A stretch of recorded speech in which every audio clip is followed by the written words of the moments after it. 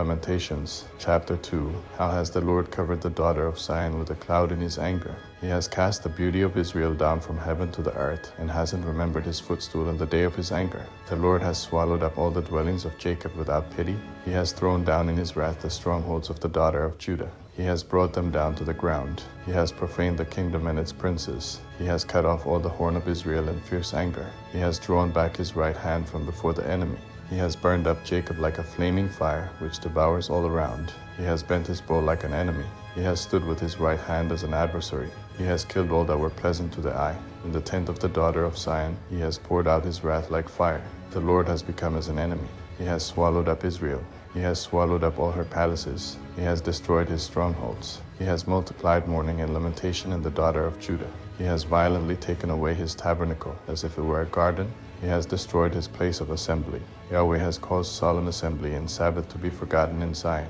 In the indignation of his anger, he has despised the king and the priest. The Lord has cast off his altar. He has abhorred his sanctuary. He has given the walls of her palaces into the hand of the enemy. They have made a noise in Yahweh's house, as in the day of a solemn assembly. Yahweh has purposed to destroy the wall of the daughter of Zion. He has stretched out the line. He has not withdrawn his hand from destroying. He has made the rampart and wall lament. They languish together. Her gates have sunk into the ground. He has destroyed and broken her bars. Her king and her princes are among the nations where the law is not.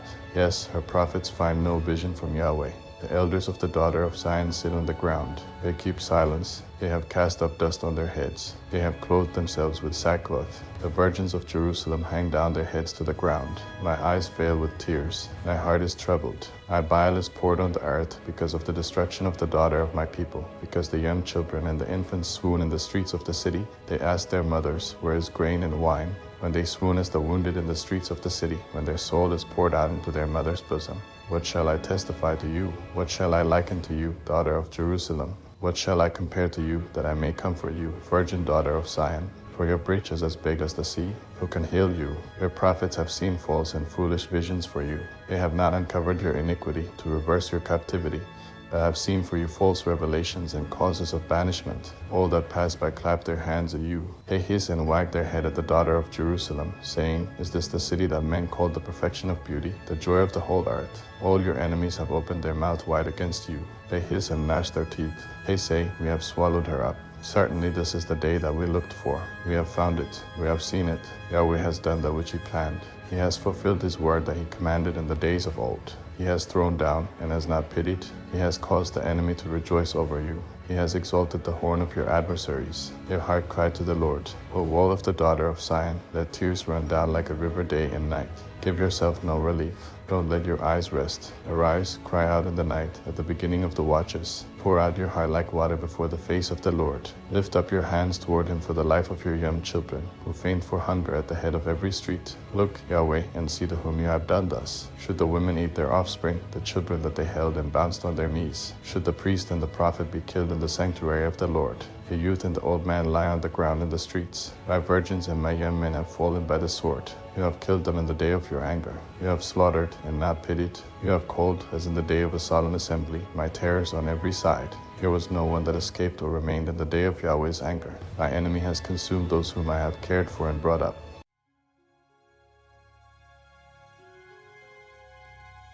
Lamentations, chapter 3. And the man who has seen affliction by the rod of his wrath. He has led me and caused me to walk in darkness and not in light.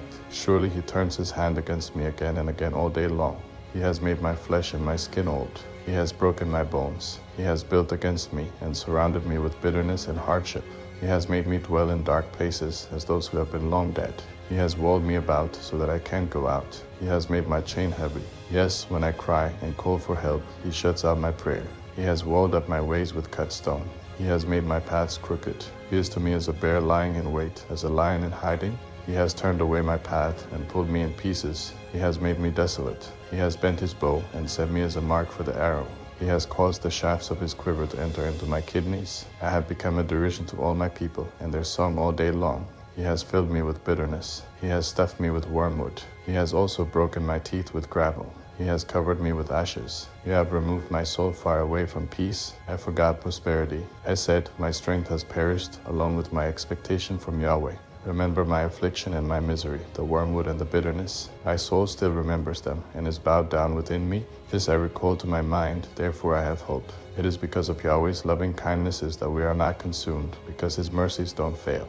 They are new every morning. Great is your faithfulness. Yahweh is my portion, says my soul. Therefore I will hope in him. Yahweh is good to those who wait for him, to the soul who seeks him. It is good that a man should hope and quietly wait for the salvation of Yahweh. It is good for a man that he bear the yoke in his youth. Let him sit alone and keep silence, because he has laid it on him. Let him put his mouth in the dust, if it is so that there may be hope. Let him give his cheek to him who strikes him. Let him be filled full of reproach. For the Lord will not cast off forever. For though he causes grief, yet he will have compassion according to the multitude of his loving kindnesses. For he does not afflict willingly, nor grieve the children of men, to crush underfoot all the prisoners of the earth, to turn away the right of a man before the face of the Most High, to subvert a man in his cause. The Lord doesn't approve. Who is he who says, and it comes to pass, when the Lord doesn't command it? Doesn't evil and good come out of the mouth of the Most High? Why should a living man complain, a man for the punishment of his sins? Let us search and try our ways, and turn again to Yahweh.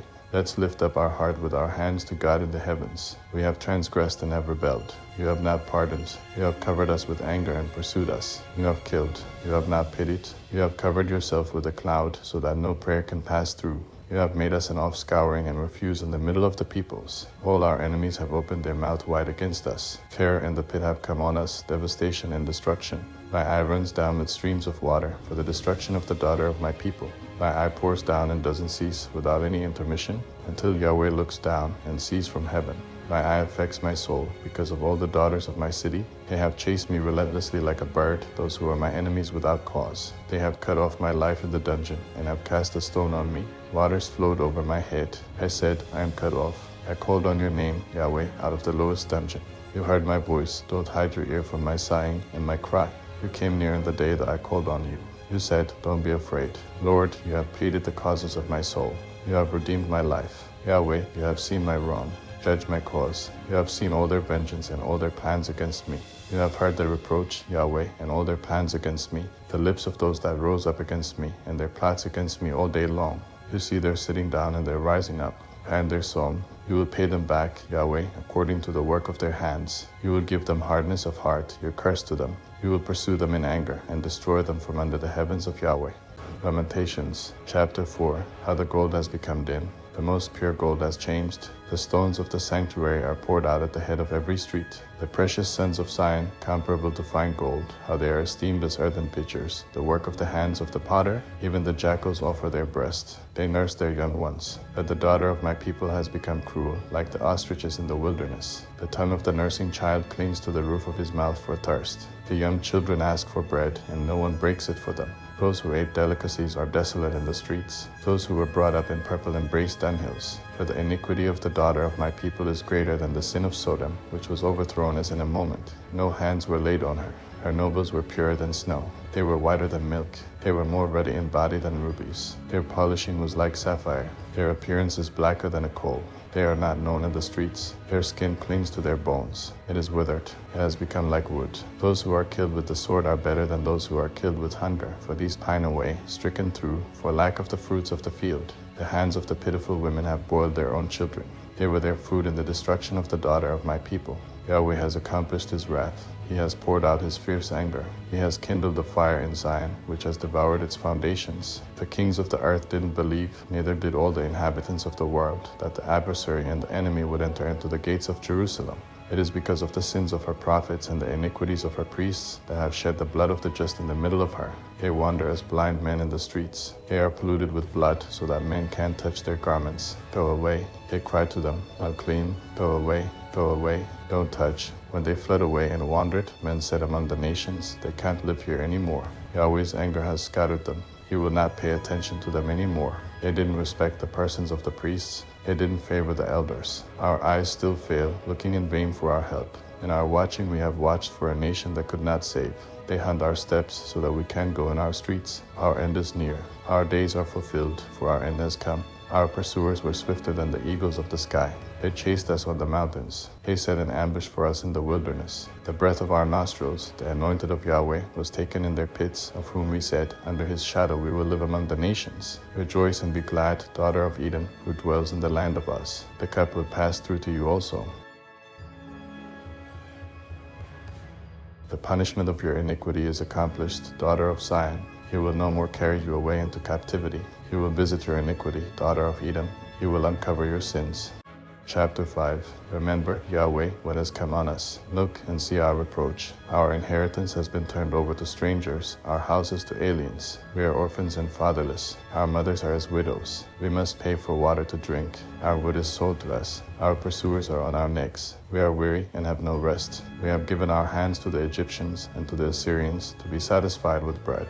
Our fathers sinned and are no more. We have borne their iniquities. Servants rule over us. There is no one to deliver us out of their hand. We get our bread at the peril of our lives because of the sword in the wilderness. Our skin is black like an oven because of the burning heat of famine. They ravished the women in Zion, the virgins in the cities of Judah. Princes were hanged up by their hands. The faces of elders were not honored. The young men carried millstones. The children stumbled on their loads of wood. The elders have ceased from the gate, and the young men from their music. The joy of our heart has ceased. Our dance is turned into mourning. The crown has fallen from our head. Woe to us, for we have sinned. For this our heart is faint. For these things our eyes are dim. For the mountain of Zion, which is desolate, the foxes walk on it. You, Yahweh, remain forever. Your throne is from generation to generation. Why do you forget us forever and forsake us for so long a time? Turn us to yourself, Yahweh, and we will be turned. Renew our days as of old, that you have utterly rejected us. You are very angry against us.